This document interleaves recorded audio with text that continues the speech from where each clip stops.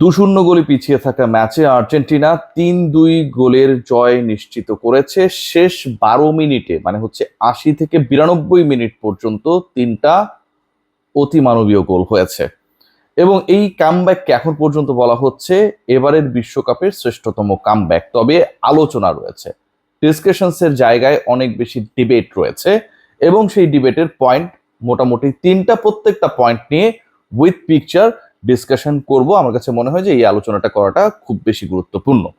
1 নম্বর point হচ্ছে যে Alvarez মানে যার সাথে মোহাম্মদ সালার মোটামুটি একটা ক্ল্যাশ হলো এবং সেটা আর্জেন্টিনার ডিবক্সের ভেতরে। সেখানটায় আলভারেজের টাচ লেগে যখন মোহাম্মদ সালাহ পড়ে গেলেন, সেই আলভারেজের টাচ লেগে সালার পড়ে যাওয়ার ঘটনাটা কি ছিল, আসলে এটা কি ফাউল ছিল কি না, মানে আলভারেজ ফাউল করেছিলেন কি না, পয়েন্ট নাম্বার 1।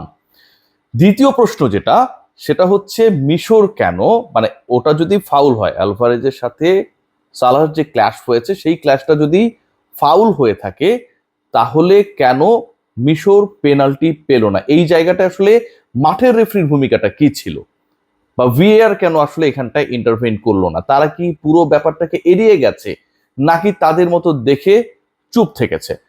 প্রশ্ন নাম্বার 3, আর্জেন্টিনার তৃতীয় গোলটা বৈধ নাকি অবৈধ? আপনারা যদি 58 মিনিটের ঘটনা দেখেন, যখন লিসান্দ্রো মার্টিনেজের সাথে একটা ক্ল্যাশ হয় এবং সেখানটায় লিসান্দ্রো ফাউলের শিকার হবার কারণে জিকো যে গোলটা করেছিলেন, দ্বিতীয় গোল ছিল সেই সময়ের, ওই জিকোর ওই গোলটাকে বাতিল হিসেবে গণ্য করা হয়, ভিএআর ইন্টারভেইন করে।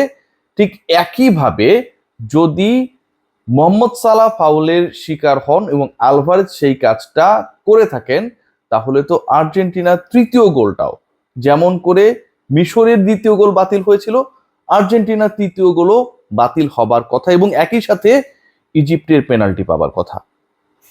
এই যে প্রশ্নগুলো উঠেছে এবং এই প্রশ্নের উত্তর খোঁজার চেষ্টা করব ফ্রেম বাই ফ্রেম ধরে। প্রথম প্রশ্নের উত্তর, যে আলভারেজ আসলে ফাউল করেছিল কি না, এই প্রশ্নের উত্তর দেবার আগে একটা বেসিক প্রশ্ন আপনাদের রেখে যাচ্ছি। আমার কাছে মনে হয় যে সেই প্রশ্নের উত্তরটাও আপনারা চেষ্টা করবেন মেমোরাইজ করার জন্য। প্রশ্নটা হচ্ছে যে এবারের বিশ্বকাপে আর্জেন্টিনার সবচেয়ে বড় প্রতিপক্ষ বা এই বিশ্বকাপ টাইটেলটায় জেতার ক্ষেত্রে সবচেয়ে শক্তিশালী দল, ডিজার্ভিং টিম, আপনাদের কোন দলটাকে মনে হয়? আর দ্বিতীয় প্রশ্ন যেটা, সেটা হচ্ছে গতকালকের যে ম্যাচটা অনুষ্ঠিত হয়েছিল সেই ম্যাচের রেফারি কোন দেশের? এবার আসুন, আলভারেজ ফাউল করেছিল কি না। If you look at the pictures, তাহলে একটা ব্যাপার আমার কাছে মনে হয় যে ক্লিয়ার হয়ে যাবে। মানে এখানে তো নতুন করে কোনো কিছু বানানোর নেই, যে Alvarez versus Mohammad Salah and the incident that happen into the DBox of Argentina. খুবই সেন্সিটিভ একটা জায়গার মধ্যে, যেখানটায় যদি কোনো দল, মানে ডিবক্সটা যাদের, গোল কিপিং পজিশনটা ওইখানটায় যাদের, সেই দল যদি বা সেই দলের কোনো ফুটবলার যদি কোনো ফুটবলারকে অবৈধভাবে স্পর্শ করে ফাউল করে, তাহলে এটা একটা নির্ঘাত পেনাল্টি এবং এটা নিয়ে কোনো ধরনের ডিসকাশনের সুযোগ নেই। এবং এরকম একটা ঘটনা ঘটেছে গতকালকের ম্যাচে, এবং সেই ঘটনাটা ঘটেছে ম্যাচ শেষের জাস্ট 5 থেকে 7 মিনিট আগে, যখন সালাহ ভার্সেস আলভারেজের ওই ক্ল্যাশটা হয়। সালাহ পড়ে গেলেন, আলভারেজ ওই বলটা উইন করতে গিয়ে সালার সাথে ক্ল্যাশে জড়ালেন এবং শেষ পর্যন্ত সালার পড়ে যাওয়ার পরেও ইজিপ্টকে পেনাল্টি দেয়া হলো না এবং রেফারির ভূমিকা নিয়ে অনেক বেশি প্রশ্ন এখানটায় উঠছে। ভিএআর কেন ইন্টারভিন করেনি সেই প্রশ্নটা উঠছে। যখন দুজনের মধ্যে ক্ল্যাশ হচ্ছিল, খেয়াল করে দেখবেন, দ্যাট টাইম শুরুতে বলের কন্ট্রোল ছিল মোহাম্মদ সালাহর কাছে। হি ওয়াজ গোয়িং ফরওয়ার্ড, কোন দিকে তিনি এগিয়ে যাচ্ছিলেন? গোল মুখে এগিয়ে যাচ্ছিলেন। ইদার তিনি গোল করবেন অর তিনি একটা বেটার পজিশন ক্রিয়েট করে বলটাকে পাস করবেন টু স্কোর বাই সামওয়ান। এই তো ঘটনা। He was going forward to the goal post, Mohamed Salah সেদিকে যাচ্ছিলেন। During that time Julian Alvarez তিনি সালাহকে চ্যালেঞ্জ করলেন এবং ওই চ্যালেঞ্জের পরে ক্ল্যাশটা ঘটে। But before that clash, if you look at the picture, Alvarez got the full control of the ball. মানে আমার সাথে আপনার একটা বল নিয়ে কারাকারি হচ্ছে, আপনি গোল দিতে যাচ্ছেন, আমি আপনাকে আটকাতে যাচ্ছি, এন্ড ডিউরিং দ্যাট টাইম আমি আপনাকে আটকাতে যাবার সময়, মানে আপনি তো গোল দিতে যাচ্ছেন, আমি আপনাকে ডিফেন্ডার হিসেবে অথবা ওই সময় একজন প্লেয়ার হিসেবে আটকাতে যাচ্ছি, আটকাতে যাবার সময় আমি বলের কন্ট্রোল আপনার থেকে নিয়ে নিলাম, এবং বলের কন্ট্রোল নেবার পরে আমার এবং বলের direction opposite to your direction. সহজ করে বললে যে আপনি আসলে যেই দিকে গোয়িং ফরওয়ার্ড ছিলেন, গোলমুখে গোয়িং ফরওয়ার্ড ছিলেন, I am talking about Mohamed Salah, যিনি গোল করার জন্য গোল পোস্টের দিকে আসলে এগিয়ে যাচ্ছিলেন উইথ দ্য বল।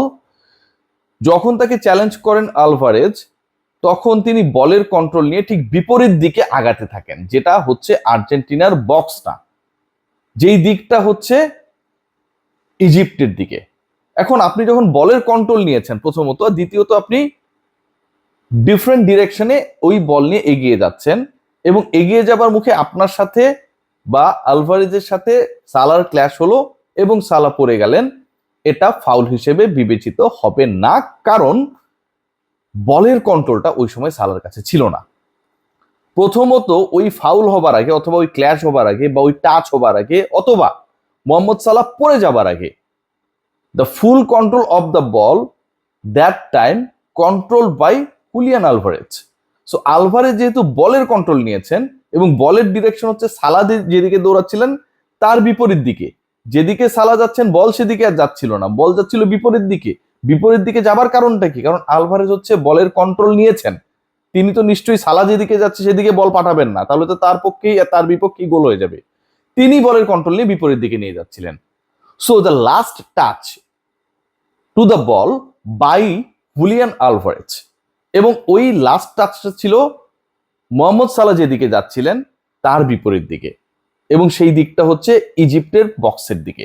যখন এটা ঘটবে, যেহেতু last touch by footballer of Argentina, আর্জেন্টিনার ওই ফুটবলারের এগেনস্টে অথবা আলভারেজের এগেনস্টে সেটা ফাউল হিসেবে গণ্য হবে না, কারণ লাস্ট টাচ তিনি করেছেন এবং বলের ডাইরেকশন তো আসলে সালার দিকেই ছিল না।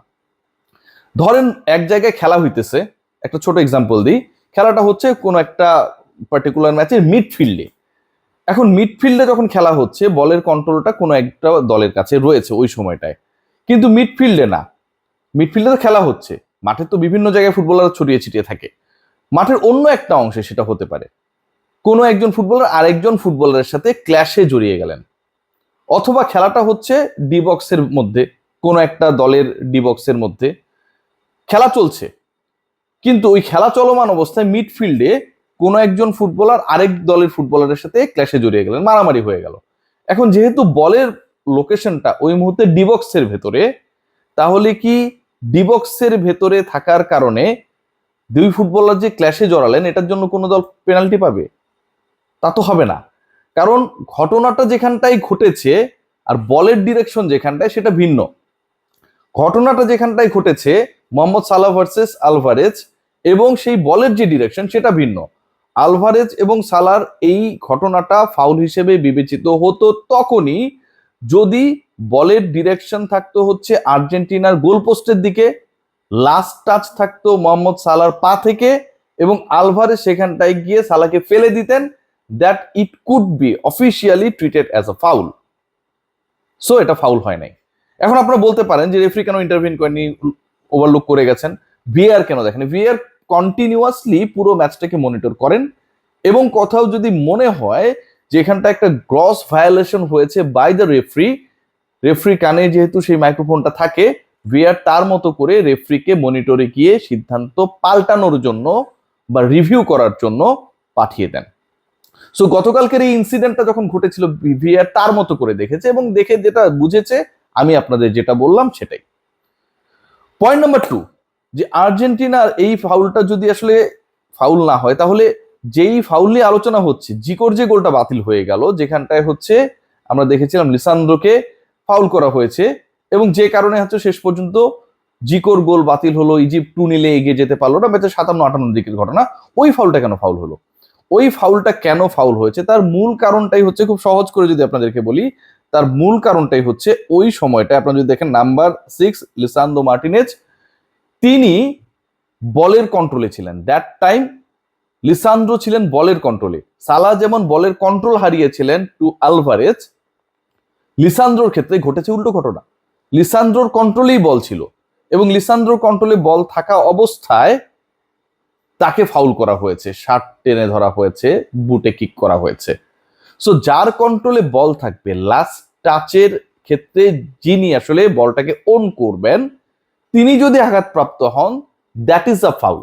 কিন্তু লাস্ট টাচ যিনি করেছেন বা লাস্ট টাচ যিনি করার কারণে যার কাছে কন্ট্রোল ছিল তিনি কন্ট্রোল হারিয়েছেন, এরপরে যদি কোনো ক্ল্যাশ হয় তাহলে সেটাকে ফাউল হিসেবে গণ্য বা বিবেচনা করার কোনো সুযোগ নেই। যে কারণে সালার ক্ষেত্রে ফাউল হয় নাই, আবার লিসান্দ্রোর ক্ষেত্রে ফাউল হয়েছে। সালার ক্ষেত্রে লাস্ট টাচ, বলের লাস্ট কন্ট্রোল সালার কাছে ছিল না, সেই কন্ট্রোলটা আলভারেজ নিয়ে নিয়েছিলেন, বিপরীত ডিরেকশনে বল যাচ্ছিল। লিসান্দ্রোর ক্ষেত্রে বলের কন্ট্রোল, লাস্ট টাচ ছিল লিসান্দ্রোর, যে কারণে লিসান্দ্রোর সাথে যে ঘটনাটা ঘটেছে, that was a foul and the goal was cancelled by the referee, scored by Egyptian Chico. Let's discuss the other point. ওই পয়েন্টটা আমার কাছে মনে হয় ভেরি মাচ ইম্পর্টেন্ট, যেখানটা আমি শুরুতেই বলেছিলাম যে এইবারের বিশ্বকাপে সবচেয়ে শক্তিশালী দল, ব্যালেন্স দল কোন দলটাকে মনে হয়? উত্তরটা হচ্ছে কি? উত্তরটা হচ্ছে ফ্রান্স, রাইট? অবশ্যই ফ্রান্স, আমিও বলি ফ্রান্স। এবং গতকালকে যিনি রেফারির দায়িত্বে ছিলেন সেই ভদ্রলোক আসলে কোন দেশের? ঘটনা নিয়ে যত যাই কিছুই বলেন না কেন, হি ওয়াজ অলসো ফ্রম ফ্রান্স। এখন ফ্রান্সের একজন রেফারি আর্জেন্টিনাকে বেনিফিটেড করে, তার দল ফ্রান্স, তার দেশ ফ্রান্স, তার ন্যাশনালিটি ফ্রান্স, যেই দেশকে রিপ্রেজেন্ট করে তিনি এখানে রেফারিং করছেন সেই দেশটা ফ্রান্স, সেই ফ্রান্সের জন্য থ্রেট ক্রিয়েট করবেন? আর্জেন্টিনার পক্ষে ডিসিশন দেয়া বা টাকা খেয়ে ডিসিশন দেয়া মানে কি? আলটিমেটলি আপনি ফ্রান্সের বিপক্ষে চলে যাচ্ছেন ফ্রান্সের রেফারি হয়ে, সেটা তিনি করলেন এরকম একটা মঞ্চে। এটাও বিশ্বাসযোগ্য মনে হয়? আর যারা বলছেন যে মুসলিম দেশের বিরুদ্ধে যারা ইহুদি খ্রিস্টান তারা জয় পেয়েছে, আমার কাছে মনে হয় যে ফুটবলের বেসিক থেকে বের হয়ে এই আলোচনাগুলো জাস্ট হচ্ছে ইমোশনকে কেনার চেষ্টা। যখন আপনি পর্তুগালকে ফলো করেন, পর্তুগালকে সাপোর্ট করেন, ক্রিস্টিয়ানো রোনালদো বলে গলা ফাটান, তখন আপনাদের আসলে ওই মুসলিম ব্রাদারহুডের আলোচনাটা থাকে না। যখন ব্রাজিলকে সাপোর্ট করেন, নেইমার ভিনিসিয়াসকে সাপোর্ট করেন, তখন এই আলোচনাটা থাকে না। যখন আপনারা অন্য দলগুলোকে সাপোর্ট করছেন তখন এই ব্যাপারটা, তখন মুসলিম ব্রাদারহুডের কোনো আলোচনা নেই। বাট যখন কোনো কারণে মিশর এবং আর্জেন্টিনার খেলায় আপনি যেটা এক্সপেক্ট করছিলেন রুলস অনুযায়ী সেই ঘটনা ঘটে নাই, তখন আপনি বলছেন কি মুসলমান ভার্সেস অন্য। ভাই, এটা একটা ফুটবল ম্যাচ ছিল, একটা খুবই রোমাঞ্চকর ম্যাচ ছিল, এবং যেই ম্যাচে একটা দারুণ মহাকাব্যিক প্রত্যাবর্তনের গল্প আমরা দেখেছি। Let's enjoy that match and the moments, don't take it in a debatable situation. সবাই ভালো থাকবেন।